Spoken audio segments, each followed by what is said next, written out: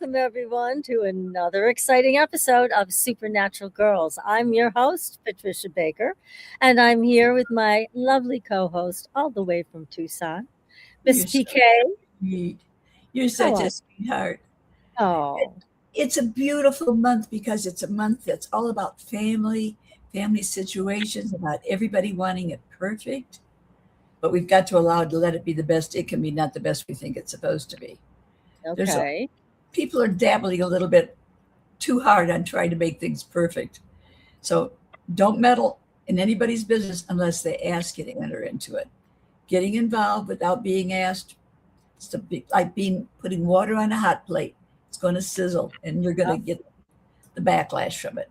okay. So We'll stay that's away from just that. kind of a little bit of what we've got going on right now. Okay. Isn't it fun? Well, we have to watch what we're doing, watch what we're saying. Don't invade people's space and give them unwanted advice. So we can handle that. Alternative health is perfect at this point in time. So Ah, those that have been thinking about checking things out, finding out what's new or available to them in a better way, perfect month to jump in and take a look at it. They'll be surprised what they find out. well, I'll tell you what, there are so many changes in the alternative health field today. Definitely. All of these explosions around peptides, and it's Mhm. fascinating to watch that. There's so many wonderful things that they do. I really don't see why they have to be highly regulated. It doesn't make that much sense to me. But I guess right now they're not. So, pardon me. I don't have a cold. I'm not contagious. I But never thought you would be. You're just letting us know that you're there and alternative is best. here. I'm here, and so are the leaves finally, Uh-huh. because it's so freezing cold here. Nothing even thought of blooming, but now it's coming out, and now my nose is recognizing it. Well, you're getting that today. And today it was so hot in here. I've got the air conditioning going. No kidding. And you know me, I don't need the air conditioning early. I like it later if Yeah, necessary. exactly. No. So Oh my. this is not going to be a fun summer, I think. Well, I hope we see a summer up here in New England. It would be nice. I'll But share. tonight, yeah, exactly. Well, tonight we have a really great guest. We love this guy, don't we? Paul We do. Gleason. Definitely. Oh, he's a fabulous guest. There he is. There's a picture, but we're going to have the live one in a second. Let me tell you about Paul. He has been extremely busy. Now, he has just completed his latest project, a nonfiction book for Llewellyn Publishing, and for release on Monday, July 6th, 2026. And it is called The UFO Bombshell Before Roswell, Missouri's 1941 Crash and Cover-Up. It's all about the shocking yet little known Hmm. April 1941 UFO crash outside Paul's hometown of Cape Girardeau, Missouri. This exciting new book, which I can't wait to read it, will offer some revised and updated information on the amazing otherworldly saga. You can pre order this now, everybody. Hmm. And this is not Paul's first rodeo. He's written many books. He has also written President Eisenhower's Close Encounters and the Nixon Gleason Alien Encounter. Both, by the way, everybody, have been optioned for films. So we can't wait to see them. They're going to be great because the books are great. And what can I tell you? Paul is a very talented young man, isn't he? And so we're going to find out all the gory details about this Cape Girardeau situation. So few people know about it. And they need to know about it because this did happen before Roswell. So, anyways, now Paul can be found on social media, including Facebook, Twitter, Instagram, LinkedIn, Pinterest, and Blue Sky. He has been a guest all over the place. He's been on Coast to Coast. He's been on live, internationally syndicated other radio shows besides ours. And he's been interviewed by local television, news outlets, and newspapers. In other words, it's a really big deal. So let's bring him on. Paul, welcome to the show. Thanks for having me on. It's my pleasure to be here. It's Well, we're ours very for sure. we are so happy to see you. And we want all the information on this crash and this cover up, because it has been a mystery for so long. You really dug into it, as you always do whenever you write your books. You're a phenomenal detective, and you pull up stuff that nobody ever even heard about. So we want all of the details. What happened? 'Cause this is outside your hometown, right? That's right. In 1941, my grandfather was a judge in town, and it's a true story. About a year before the crash, he was city attorney of Cape Girardeau, and my father and his sister, my aunt, pleaded with him, please change jobs, because you're always going out with the police department on, emergency calls, because these matters would end up on my grandfather's desk. So he missed out on the story of the century by about a year. He switched to being a judge, and he was not called out that night. But a Reverend William Huffman was phoned at home, according to his family, and he left the house that night in late April 1941.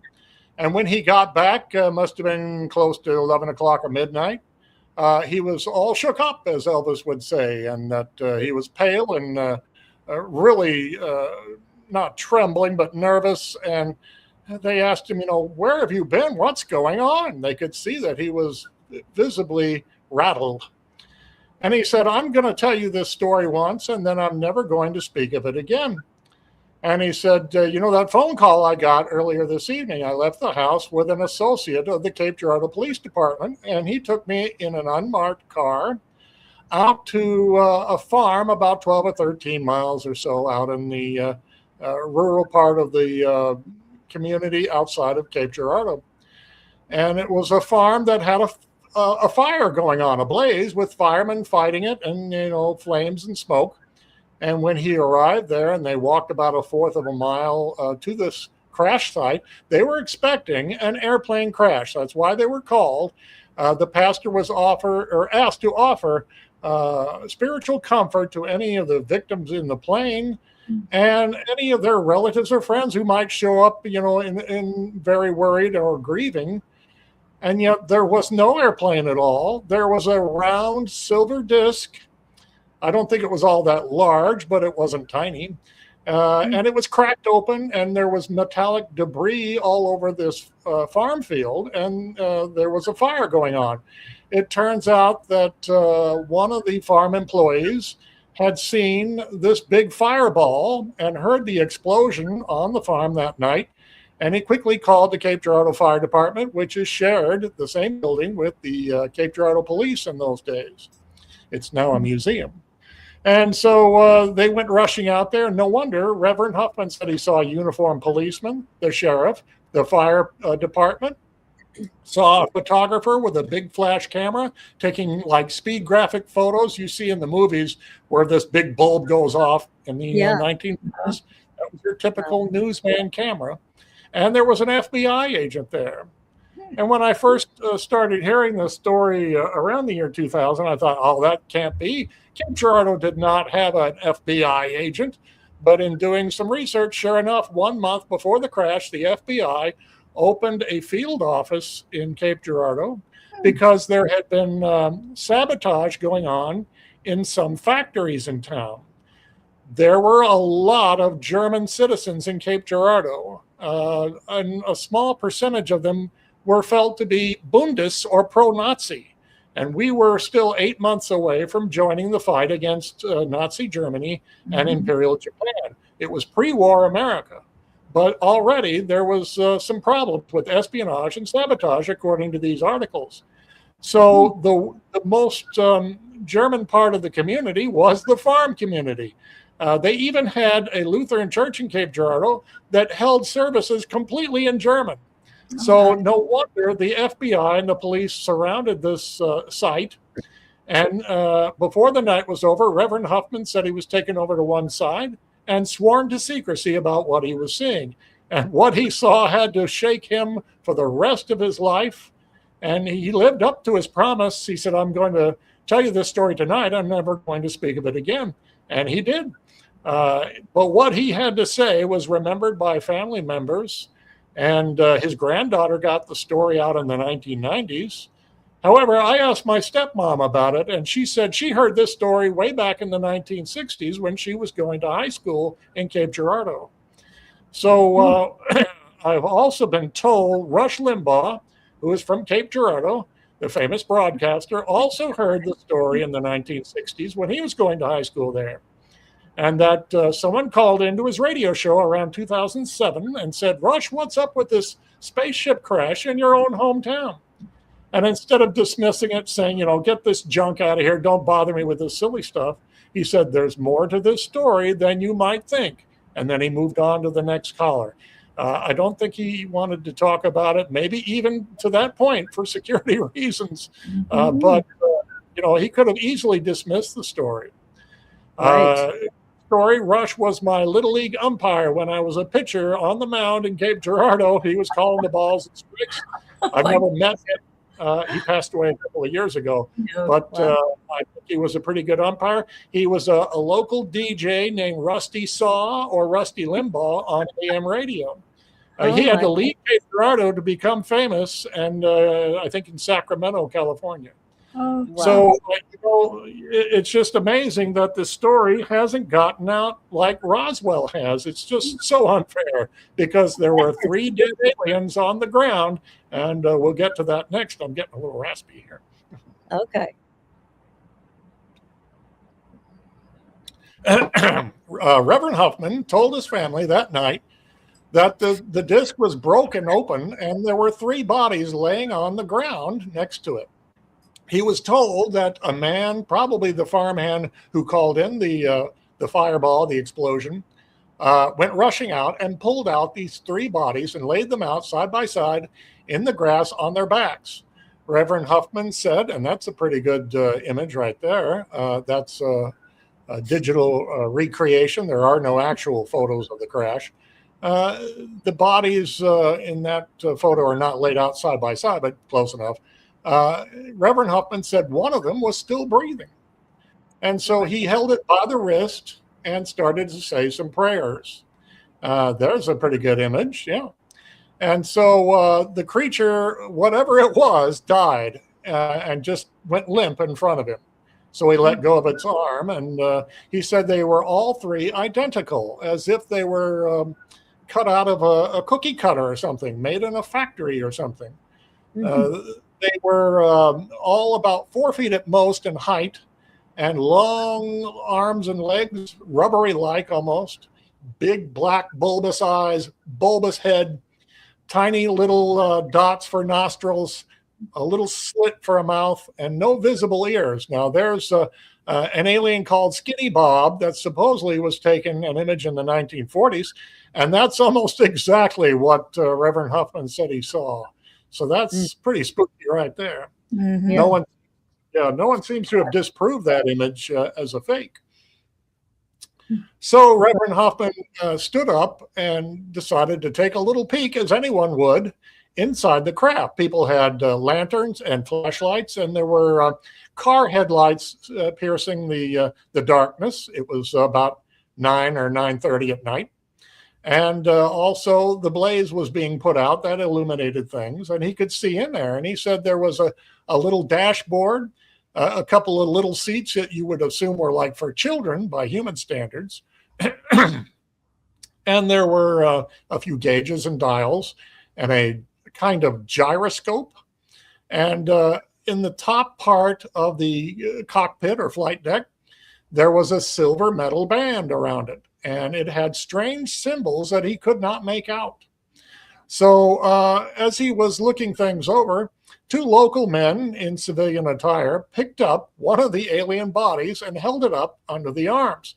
And the photographer set aside his big speed graphic camera and pulled out a little box camera. And he snapped a photo of the alien and walked away. There's a recreation of that for a TV show back around 2002, I think it was. Now, in my family, there was a local newsman named Garland Fronebarger. He was distantly related to our family, and he was known as One Shot Phony, who would take a the camera out, take a snapshot, and walk away because he liked to save on film. And I'm thinking, you're serious? You got the story of the millennium right in front of you. You took one Oh my the God. box and you walked away like something else was more important. Well, he probably felt that he had the big speed graphic camera that had plenty of photographs on it. But then there was an invasion of the site, and there were vehicles that arrived. Unfortunately, it was the United States Army Air Corps. They hemmed in the site, and they said, everyone put down that debris, every scrap. You're not to take any notes. We'll take those notes. We'll take that film. And you're not to have any evidence. You're not to talk about this for reasons of national security for the rest of your life. And they warned them, keep quiet. And they swore them to secrecy. And most people followed those orders. In 1941, you did as your government told you. Yes. You protest in front of the White House or in front of the state capitol or anything like that. It was a very patriotic and kind of obedient era. So a few people did talk. But a few weeks after the crash, that photographer showed up on the doorstep of Reverend Huffman and said, I've got a copy of this photo. I want you to have a copy. So he handed him a copy of the alien being propped up under the arms. Oh my goodness. And Reverend Huffman was not too thrilled to have it because you're not supposed to talk about this. And he said there was an atmosphere of fear in Cape Girardeau in those days. People were really afraid. Cape Girardeau was a National Guard armory city where there were citizen soldiers, and you better watch what you say. There was a soldier who trained in the National Guard Armory in 1906 by the name of Harry Truman. He was a Cape Girardeau resident during the summer of 06. Kidding. So that's just an example. So Reverend Huffman held on to that photograph for many years, but really he gave it to his son to hold on to. And his son would trot it out at family parties, and his granddaughter got a look at it. She said about 10 times at least. And she asked questions, and they would not tell her what this thing was. But again, her description is of a big bulbous-headed creature with big black eyes and little dots from a little slit for a mouth. And it was in a rural setting. You could see a tree in the background and little tufts of grass in the foreground. And she said, it just creeped me out for life. As I understand it, this woman, the granddaughter, passed away in October of last year. And so I'm glad she got the story out from her angle. And I've been trying to, when I first heard the story, I thought, oh, this is great. My hometown, I can't wait to read a book on this. And I waited for years and years. Where is the book? And I thought, well, I'm supposed to be a writer. I'll investigate, I'll research. And I did for years. And I wrote this book, and it turned out pretty well. I did make a couple of mistakes, and I've learned some information since. So now I have this new, updated, and slightly revised book. Great. And it's in much better shape than the old one. So I hope people like this one, coming out from Llewellyn and available for pre-order, as Patricia mentioned, on Amazon.com. Yes, this is an incredible story. You know, one of the mysteries about this, Paul, is what brought that ship down? Yeah. I got a tweet from a woman within the last year, said my grandmother's sister said she saw this thing go over her farm a little further out, and it was emitting sparks. It was flying low, and it looked like it was in bad shape. And she said my grandmother had a relative who had a farm closer to the crash community, and where it came down, eventually. And she could probably tell more. And I kept asking, well, can you give me more information? And she did not respond. And it could be, again, people are still afraid to talk. But it gives you a clue that something happened. Yeah, that it's a mechanical error, pilot error, some sort of weather phenomenon. World War II was going on across the planet in the European theater and the Pacific theater. Did it take a stray shot and stagger all the way to Missouri? We just don't know. You know, one of the theories I've heard, which makes some sense, is that our own radar was affecting those ships. Yeah. And took it down. And then once they learned that, they actually used it to bring more ships down once they figured it out. I looked that up, and it's very interesting, and they think maybe that's what happened at Roswell. I found out radar was still in a kind of fledgling state. It was in some East Coast military installations, but probably not in the Midwest. But that doesn't mean the ship was turned, askew as it passed over the American East Coast and then crash landed in Missouri. That's a good theory. We just don't know. Yeah. And so where did the bodies get taken? Do you know? Where did the debris from the craft end up? The Reverend Hoffman said the sheriff of Cape Girardeau County was at the crash scene. His brother ran the Army Air Corps training program for pilots in Sikeston, Missouri, about 35 miles to the south. So that they feel that was the Army Aerial Corps that came up, surrounded the site, and took off with everything that night. The bodies, the wreckage, even the bits of debris, all scooped up. And they took it to Sikeston, and I think maybe for a day or two at most. I think the powers that be wanted this evidence. Maybe Wright-Patterson Airfield in Ohio was one choice. But there are 2 eyewitnesses now who saw identical evidence for this crash in a very strange place, but it makes more and more sense when you hear about it.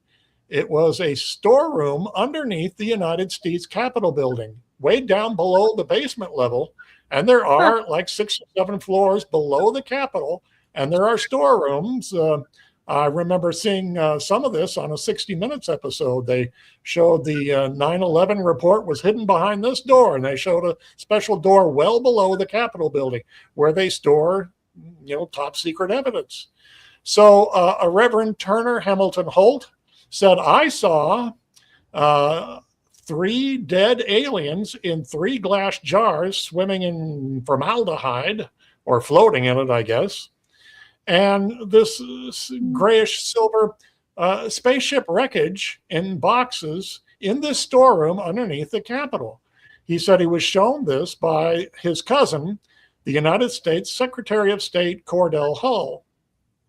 So, yeah, that makes sense that they were related, and they wanted to get a pastor's opinion on, what's your reaction to this? Cordell Hull swore him to secrecy, and yet he broke that vow a few years later. He told 2 of his daughters, and his daughters gave public interviews before they passed away and said, Daddy told us this, and he was a serious, honest Christian pastor.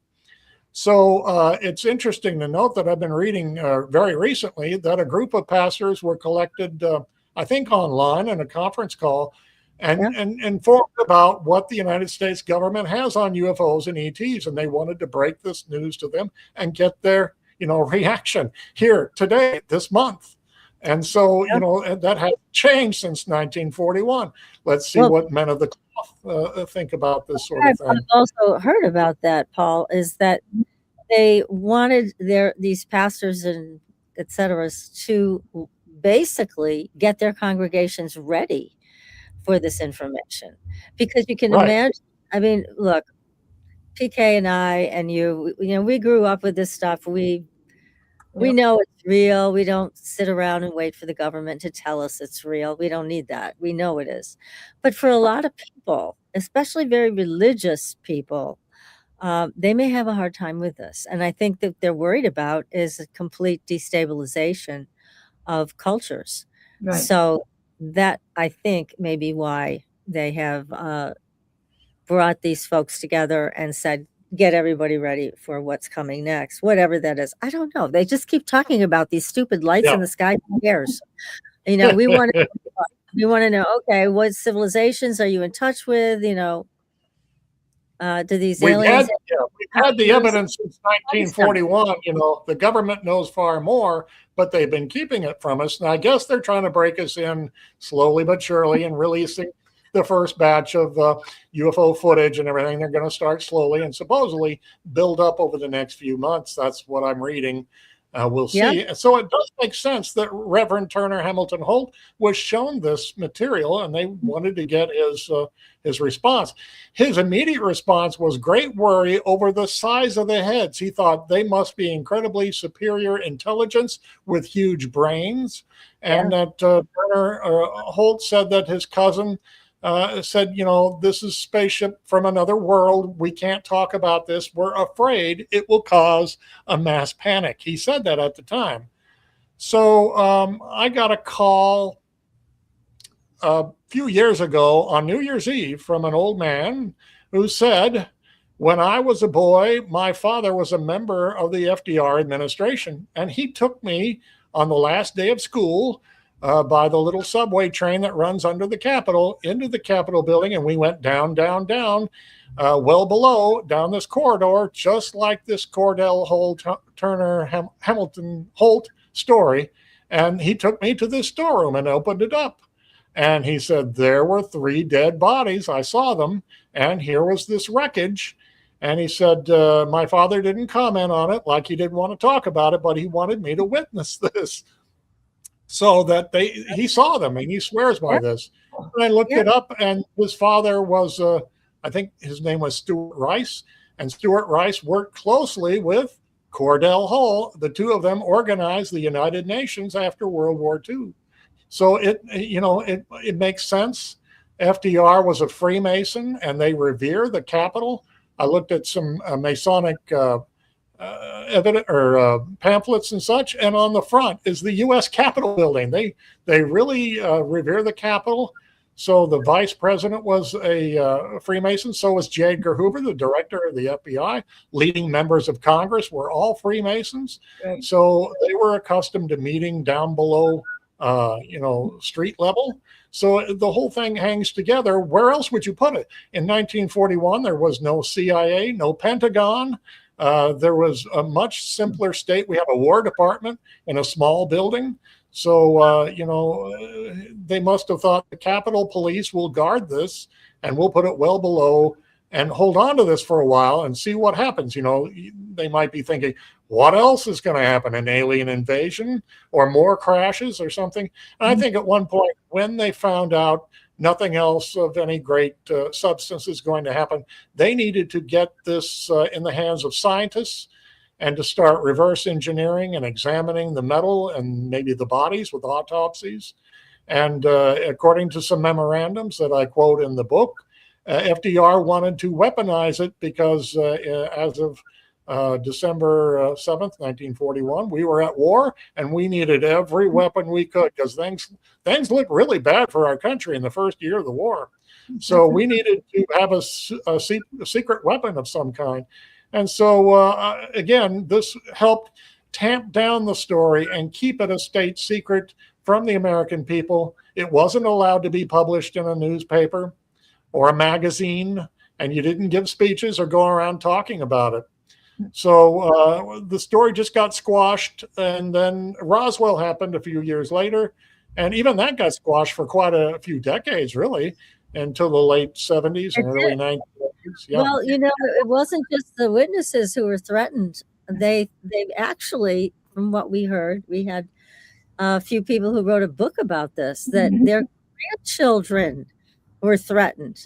And they pulled out all the stops with this one. It's like, say anything, we're going to kill your whole family. And they're talking to little children like this. Yeah, we could take your bodies out and bury them in the desert, and no one will ever know. What a fun thing to tell a little child. Scaring the it was really sad hearing this, but that's what they did, and they followed up on it, and they kept coming back and threatening them over and over again from what this gentleman had to report. So it was pretty horrific. So it's very interesting to see little bits and pieces come out now. We all know the truth. I mean, anybody with a brain knows that all of this happened, and the government's been covering it up for years. But this is one that really, it started the ball rolling, didn't it? It did. I kind of wonder if the reaction by the military to Cape Girardeau served as a template for the Roswell crash. because supposedly military intelligence personnel flew in and took over the site, and then, as you say, they went around and either swore you to secrecy or threatened you to secrecy, and they kept it out of the news as much as they could. A little bit leaked out at the time. So in doing a little more research for this book, I'm trying to pin down the date of the Cape Girardeau crash. On the morning of April 25th, FDR held a press conference, and he kept repeating the need for hemispheric defense. And one newspaper report, they seemed baffled, like, why did he bring this up over and over? And meanwhile, in Cape Girardeau, a giant bomber airplane was seen flying over the city the Friday, April 25th, over and over. And they thought, are we about to be bombed? What's going on? And I think that this became a small article in the paper because, A, it was news, but the writer didn't realize this was probably the morning after the crash, and that they were doing an aerial reconnaissance of the whole area to see if there was more debris. There's one rumor that a small part of the crash came down in somebody's front yard about a mile from the crash, that it might have even been a kind of ejected escape pod.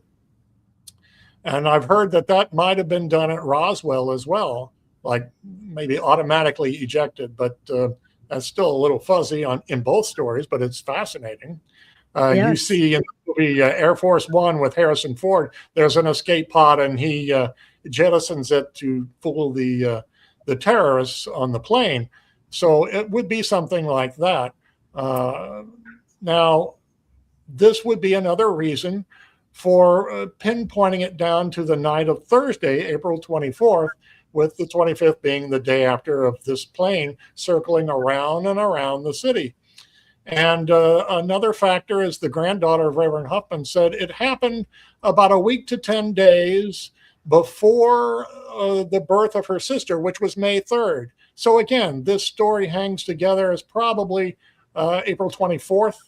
And that a few other clues pop up. I put them in my book. FDR would have a kind of game day decision who he would like to have visit him in the Oval Office for lunch. And on April 25th, he called in his top brainy scientist, Dr. James B. Conant. And in other UFO documents now, they're finding the name James B. Conant. And I'm thinking, bingo, here's the guy you would want to go to discuss what they have just found on the ground in Missouri and maybe flying to Washington at that very time. So again, we've got circumstantial evidence, but it's coming together pretty solidly because the government took away all, the physical evidence. We're putting together the best case we can. And so I try to put as many facts as possible, cram as much information in to make sure readers get their money's worth. It's not just some flimsy theory. I did my homework, as they say, and I hope folks like the results. And maybe we can get a Hollywood producer interested in this one someday. Why not? I mean, this is a fascinating story. I mean, like you said, it's the beginning of all of this, and they may have used this situation as a template of how they're going to deal with other ones going forward. And the next big one was Roswell. But it's so, I mean, to think back to those days, 1941, life was so different back then. And for the people on the ground watching this fireball through the sky and then seeing all of what unfolded, it must have felt like they were in a movie. Yeah, you didn't have mainstream discussions of aliens. There were no TV shows, no movies about them. There might be a Buck Rogers serial movie, the kind of a silly thing where he's pretending to fly around in a spaceship in the future or something. But other than that, it was just considered somebody's comic book fantasy. Definitely. So it had to have been a total shock when you're expected to go to a plane crash and you show up and here's these three little creepy gray identical bodies. That had to have been just a shock to the system, to everyone. Yes. I talked to a woman who said, I was 11 years old at the time of the crash. I certainly didn't see it, but I vividly remember all the adults talking for days afterwards about these little spacemen and their little spaceship. And she said, we didn't have terms like UFO or flying saucer. And sure enough, Right. those came later after the Roswell crash and the wave of UFO sightings in the late 40s. So that helped, again, cement the story piece by piece that this really did happen. And hopefully the government will be releasing this information in the months and years to come. Yes. Now, did you try to get anything released? Was anything declassified about this particular incident? I did try to contact Freedom of Information on one thing, and they did grudgingly give me the name of the FBI agent. We didn't have that information before. Okay. So he's probably someone who worked with my grandfather at times, being a judge and a local attorney, and he knew almost everyone in town. And Yeah. I kind of like to think my grandpa did learn the story. The problem was he was a very quiet man. He barely had anything to say, even to us in the family. I would Really? ask other family members, did grandpa talk to you about this or that? And they'd say, no, he didn't. He was just very quiet. So, I wonder what caused him to clam up. I hope he wasn't threatened and, sworn, keep your mouth shut. Wow. Yeah. I mean, because especially back then, as you mentioned, and you're so right, people really trusted the government back then. And if they were told to do something, they did it. They felt it was their duty. You Yeah. know, Yeah. it's totally switched. There's people now are very suspicious of anybody telling them to keep quiet, and why should they? Plus, we're in a whole different era of technology where everybody's got a cell phone and a camera. That's So true. Well, way they can there keep it. were there were police and military people at this crash site, and they were telling you, keep your mouth shut.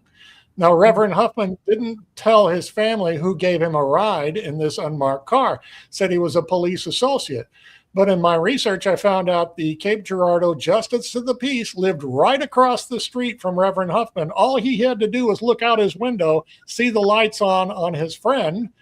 They were friends, and they went to the same church together, Reverend Huffman at the Red Star Baptist Tabernacle in Cape Girardeau, and the Justice of the Peace were friends. So it makes sense that he would show up in an unmarked car. But since he was associated with the police, you would, again, keep your mouth shut about these things. Maybe only speak to your family one time, because they deserve an answer like, why are you so pale and, so rattled? Like, what's going on? So, it just had to have traumatized. I bet he didn't sleep a wink all that night. Oh, I can imagine. My goodness. It's something that visited them from out of this world. So, yeah, it's just an incredible story. I think it would make a great movie. Oh, Yeah, I do definitely. too.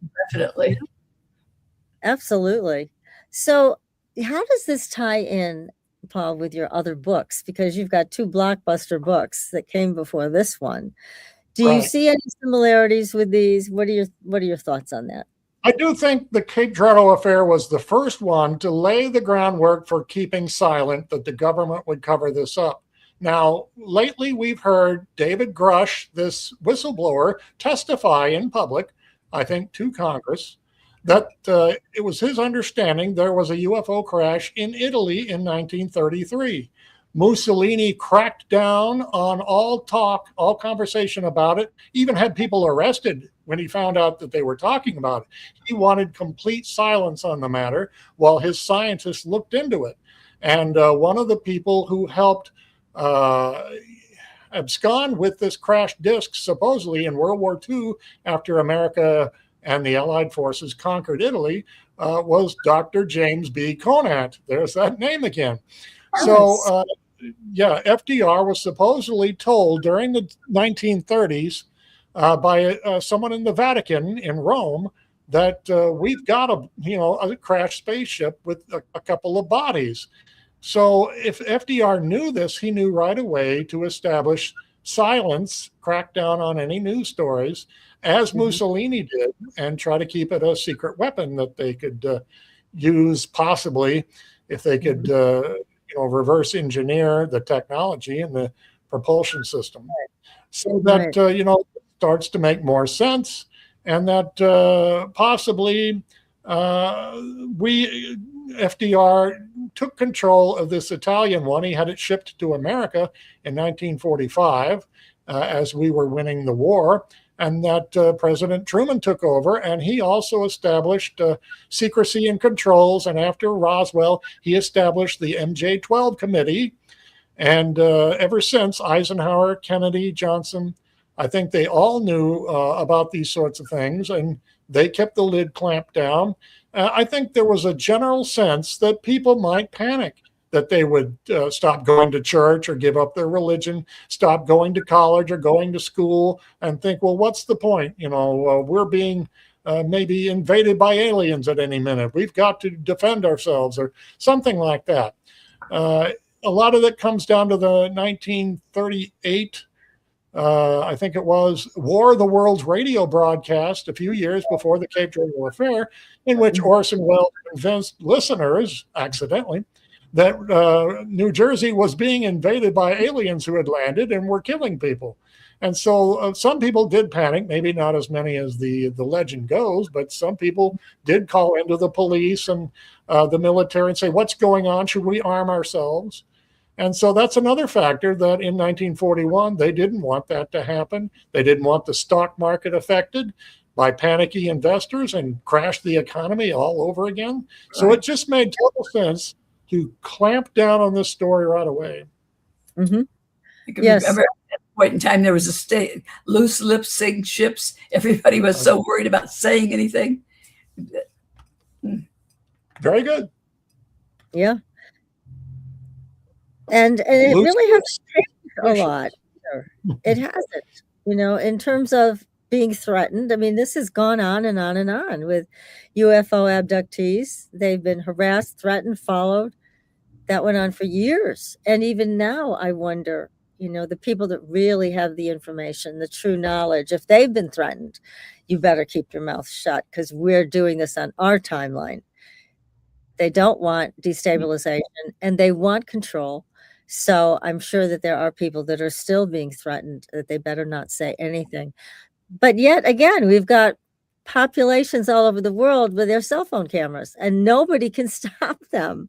So they see something in the sky, or they see an alien walking around in their front yard. I mean, that whole thing that happened in Florida. I mean, how crazy was that? But everybody was like, yeah, something happened. And I heard all kinds of stories about the police coming in, and somebody was going to pay these people off not to talk. So I guess in some ways it's upgraded. So now you can get paid not to talk. Before, you lose your life if you talk. Now you get cash if you don't talk. So I've never seen a UFO or an ET. So I've never been bothered by any Men in Black or anything like that. I have a friend from high school who heard about the crash around the year 2001, 2002, and he thought, oh, this is interesting. I'll offer my services in helping some of these investigators coming to town, like Stanton Friedman and Ryan S. Wood, and show them around. And he started checking out UFO books from the library. He showed up at the library one day, and they said, two men in suits were here asking about you, asking what books you're reading. They were asking questions. So that's a little unnerving, but that was about 23, 24 years ago. As you say now, there's such a flood of videos and discussion of this, and it's more out in the open, that there's almost no way you can stop millions of people who, putting these things online, or leaking things, or showing off. This is the disc I saw flying off, and there's so many stories now coming out. People who were in the service, police officers, pilots, very credible human beings with their own UFO sightings. I was just reading one today while doing some research for my book on President Reagan. He saw a couple of UFOs in his time, and his good friend was Barry Goldwater, and he said that he chased a UFO while in the Air Force fighting, he was taking a fighter jet out over the Arizona desert, and he said, I chased this thing and I could never catch it. He says, I want to know what's going on. He asked questions, and he was told, don't ever ask us about this again. They didn't threaten him, but he said General Curtis LeMay told him, never discuss this again. So they took secrecy extremely seriously. Yeah. They did, absolutely. And even now, I mean, they are parceling these things out. They're not giving us all the information. We may never see We've been told we won't ever see all the information. So they're just giving us little dribs and drabs. And it's like, oh, more lights in the sky. Here you go. And I don't know. We've Well, gone. hopefully we'll get more that the public will pressure, that Congress will pressure, but I don't know. We'll see, Yes, we will. But it's such an exciting time for you as a writer who has 3 books out about this. Well, actually 4, because this is being re-released and with more information. And it's just it must be exciting for you to see that possibly disclosure is imminent. In my family, they're pretty conservative. It comes from a lot of lawyers. And I'm sure they think of me as maybe the black sheep of the family, being interested in UFOs. You have to put up with a skepticism and maybe people thinking, well, you're a little kooky, aren't you? And yet I think there's millions of people. We just want the truth. Are we alone? Are we being visited? And what does our government know? And I don't think that's kooky whatsoever. It isn't goofy. I mean, it's logical. It really is, because we deserve to know, and we deserve to have the information and not be afraid. Because that's the other thing. I mean, we've been also told that Project Bluebeam is hanging around out there to scare us, to keep control over the population. And we don't need a Project Bluebeam. We just need the truth, like you said. We want to know how many different aliens are out there, ETs. Is it all just ETs, or are there interdimensionals? I mean, what are these things? Now, these people saw the bodies. So these were physical bodies. These were not something that came through a dimensional portal and didn't have weight or physical manifestation. These were physical. So Philip Corso wrote The Day After Roswell, and he said the similar sounding bodies found at Roswell were felt by military scientists to be biorobots, that they have been somewhat programmed and outfitted to fit into the environment inside their spaceship by a higher race, a more intelligent race that control them, maybe mental messages or program them like computers. And that's why they all look alike. And that's why they were abandoned on the ground, because we'll just go get more from the cloning factory. And, they're a dime a dozen. So that kind of holds together as a theory. There's been so many UFO stories I'm seeing now from Patricia Kirkman's part of the country, Arizona, over and over and over again, these UFO and ET witness stories in Arizona. And there's a UFO journalist now named Ross Coulthart, and he says it's been his understanding that aliens have some kind of base that they're cooperated with and allowed in Arizona, out in rural Arizona. So this might make more sense why you in Arizona are seeing and hearing things maybe more than other states. And I've got a publisher who went on vacation to Arizona with a member of the publishing company, Foundations Publishing. And she said, we put on these night vision goggles and we could not believe our eyes. She said it looked like the Los Angeles freeway system over our head. There were all these craft. It was just stunning that you wouldn't see them with the naked eye, and it was at night. But with these night vision goggles, there was a lot going on in Arizona. So I encourage Patricia Kirkman to find some and go out and do some looking. If you don't want to get in trouble, don't publicize it too much. I have a very dear friend that when I first started talking about some of this, she looked at me and started laughing. And she said, since we've been kids, we used to go to my grandmother's or aunts, and we used to sit on the roof and watch all this going on. It was just perfectly normal. And I'm thinking, wow, I was discussing something really different. And she just looked at me like, oh. No big deal. Yeah. Matter of fact, goes on all the time.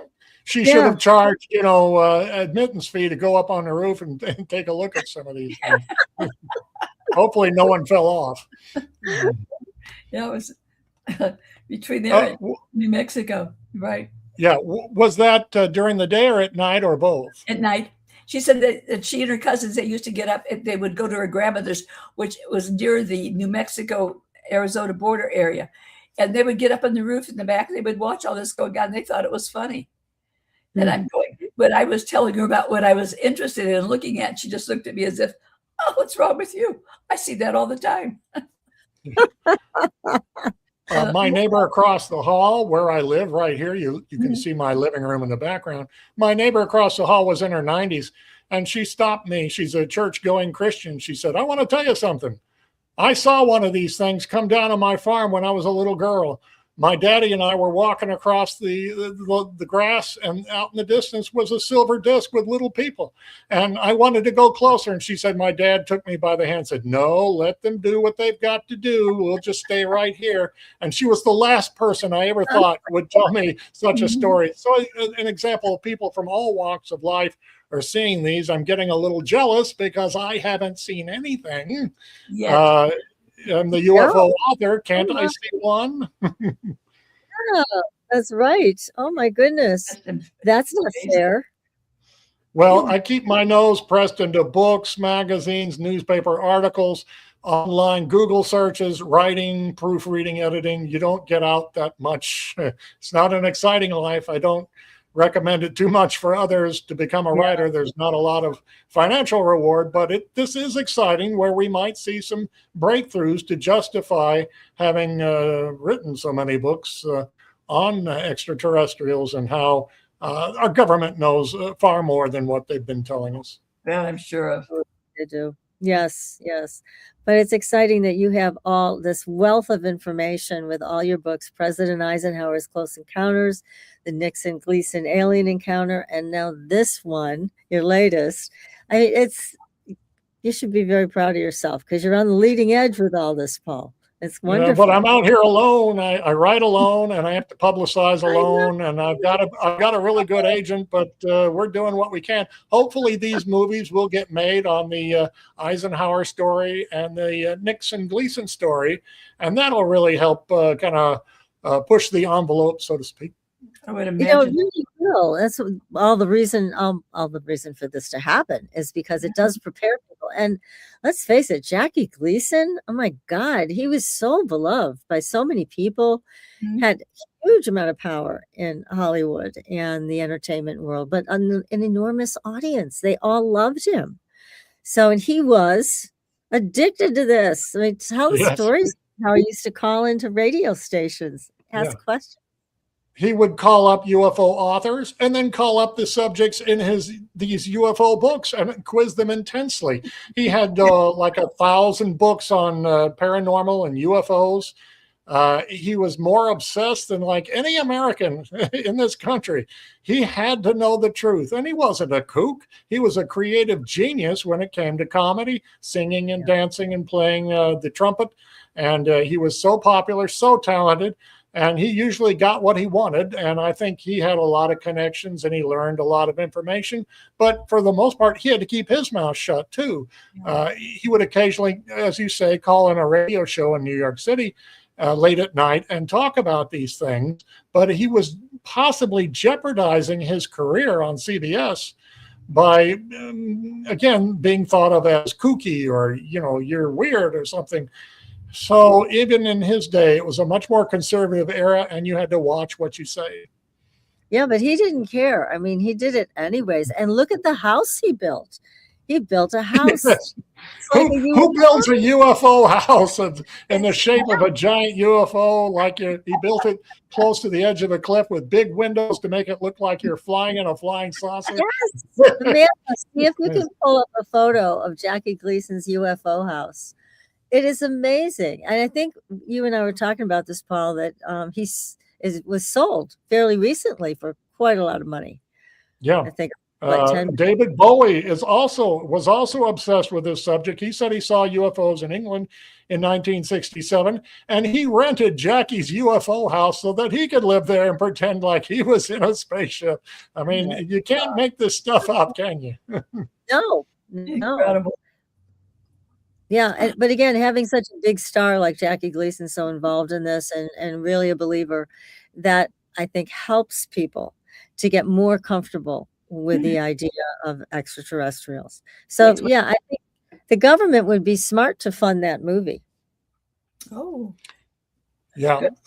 I'm sure he badgered poor Richard Nixon over and over again, and he wouldn't tell him for the longest time. And then, as you read in my book, Nixon needed some money for his Watergate burglars. And so Jackie had a ton of money to burn. He burned it all the time. He was a big Nixon supporter. So Jackie wanted to see the hard proof. And I think Nixon showed him one night at an Air Force base south of Miami, where Jackie lived. And it's a terrific story. And hopefully it will get made as a terrific movie. Yes. Amazing. Yes, absolutely. Oh, that is another great book that you wrote. And there's just too many things about all of this that people have missed through the years. If they haven't dug into it like you have, if they don't have all these little details, it's easy to brush it off. But clearly, Jackie Gleason was devoted to the paranormal. He really was, and especially UFOs. So, and I'll just happen to mention you can find my books on Amazon.com and on audio on Tantor.com. Right, that's right. They're all available. They're all fantastic. There's Jackie's house. Amanda did it. Thank you, Amanda.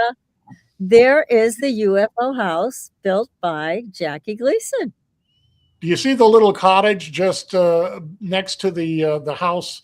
Yes. Jackie built all that house, spent all that money. He would host parties there, and then he would go next door and sleep in the regular house. Is that crazy or what? Huh? Oh, that's fascinating. Isn't this gorgeous? Fabulous. Great job. He did all of that beautiful wood. Just stunning. Yeah. It's just stunning. Oh my goodness. I wish he was alive today. We got to get a medium in here. Maybe when Deborah's back, we'll have her talk to Jackie. Yeah. We should do that. Idea. Yeah.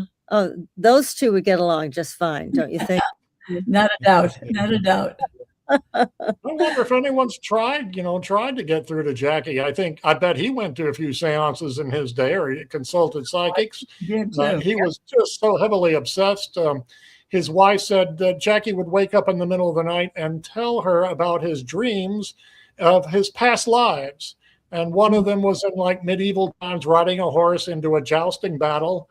And he swore that, these were past life glimpses and that he was there. And so, he was a big believer in so many supernatural things that we might take a little more for granted today. But in his time, it was a bold stance to take. It was very bold. It really was. God bless him. And luckily, he didn't, as far as we know, run into any trouble about it because his career flourished throughout life. So, but oh my goodness. Yeah, we got to do that. We've got to have Deborah come on and talk to Jackie Gleason. All right. I think it's a good idea. Yes. It's at the top of the list now. Oh my gosh. So your Reagan book is the one you're working on now. And do you have a title for that one? Probably President Reagan's Close Encounters. And that would complete a trilogy from Eisenhower to Nixon to Reagan, 3 Republican presidents. And when it happens to conservatives, I think that gives it even more credibility. Someone might say, well, you're a liberal in your thinking.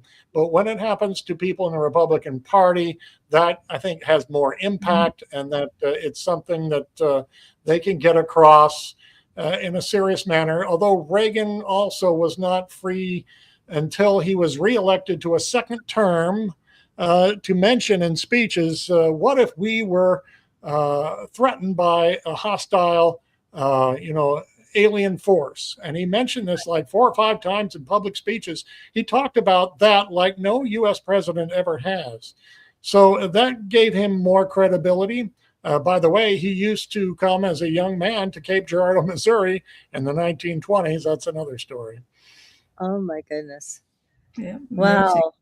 This is great. Well, Paul, thank you so much for such a wonderful interview. This has been great. I feel tremendously enlightened about this 1941 crash and cover-up. There's the book, The UFO Bombshell Before Roswell, Missouri's 1941 Crash and Cover-Up. Be sure to get your copy. This is a must-read book. If you're into UFO, ETs, and history, this is it. Absolutely. And we'll look forward to having you back for the Reagan book, because that's going to be another great one. So That should be. I find this fascinating, and I think people will as well.